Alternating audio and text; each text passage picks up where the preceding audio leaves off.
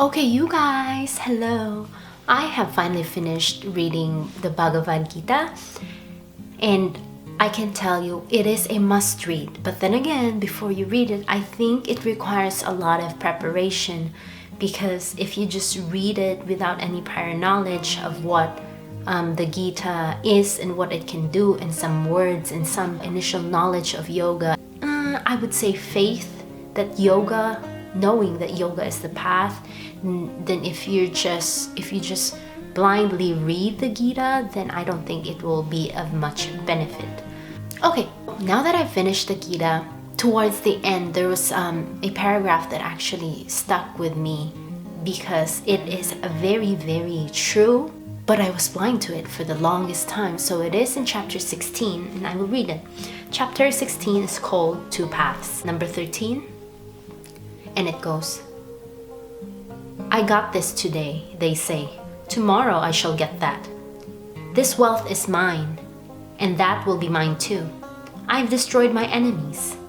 I shall destroy others too. Am I not like God? I enjoy what I want. I am successful. I am powerful. I am happy. I am rich and well-born. Who is equal to me? I will perform sacrifices and give gifts, and rejoice in my own generosity. This is how we go on, deluded by our ignorance. Bound by greed and entangled in web of delusion, whirled about by a fragmented mind, we fall back into darkness. Some words I changed, like darkness was actually dark hell. And then there's a part where it says, bound by their greed. I said our greed because I'm guilty of it too. But anyway, my point is, guys, this is my God, so true. Like I do this. There are days where I think that, I got this today. I'm successful today. Tomorrow I shall get that too. There are days where I actually think I am invincible. Like this wealth is mine. Like I acquired something that's of value. I know I can get another thing in a month or two. Like the ignorance and the arrogance that I have, it is there, and I have no idea that this is what is entangling me, like holding me back, like shackling me into this physical world. This is so sad, but not sad at all, because the Gita finally made me realize that this is happening unconsciously. I was not conscious of it. I thought I was really invincible. I thought I was really great. And it just made me want to do more and acquire more, and not really thinking of the consequence, but just rejoicing the nature of what I can do. But then there are also some realizations along the way, so I have some notes of it. Let's talk about career and prestige. Like career, a good career brings about prestige in society. But then once you hit a certain point, like if your goal is a career and you kind of hit that certain point where you have acquired some prestige and status, then you ask yourself, well, I ask myself, did it really bring me happiness? It brought me momentary pleasure. Yes, when I acquire something, or oh my God, these people respect me, look at them go. It does bring some sort of pleasure, but is it true, genuine joy and happiness? I don't think so. Next, money. Yes, money can buy you freedom. Money can buy you comfort, which is, we are a slave to comfort too. And I'm not saying screw comfort, because comfort is comfortable. But with comfort, does it really bring us into a state of perpetual bliss, perpetual happiness? If I lay down in my bed and being so comfortable, my mind still keeps going on that this is not it, that I'm still trapped in this comfort, that this comfort is shackling me into this physical world. This is not it. This is not the end. Yes, it has freed me from discomfort, but comfort is not the end. Comfort is not the end goal.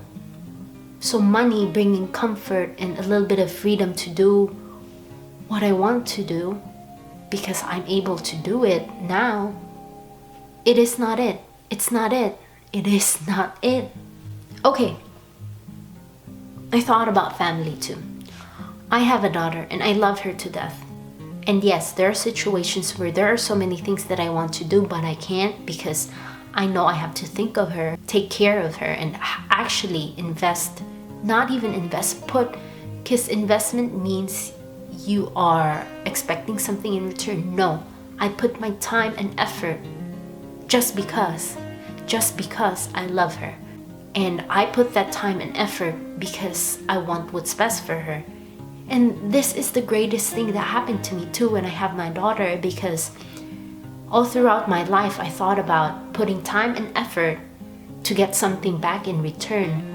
But with her in my life, I finally realized the unconditional part of the love, where you put in 110, 150, 200% of your life, of your time, of everything that you have, without anything in return, and you are in such complete state of bliss because you get to do it. I think that's what family has brought into my life, what my daughter has brought into my life, that dimension of complete surrender, just doing what is necessary without anything in return.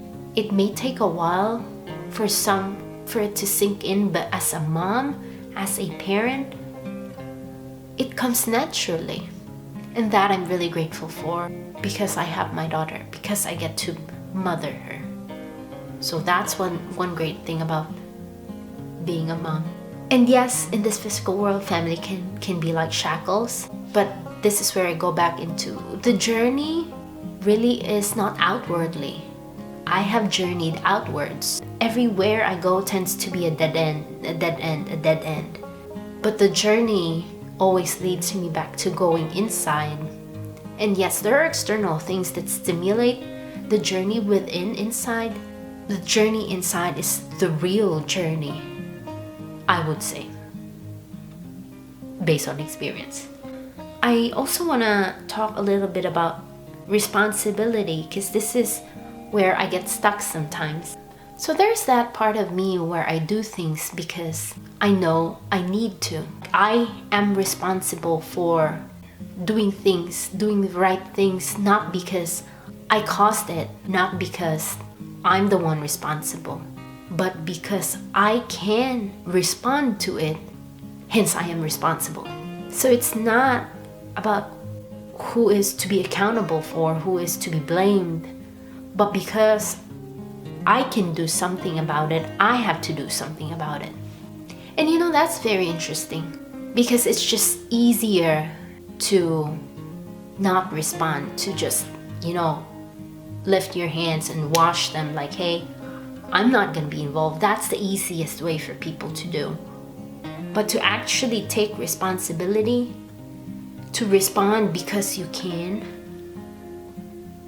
I 100% would say it's not me. It is, I think, the divine that's within me that's shining brighter. Hence, I am urged to do something because I can do something.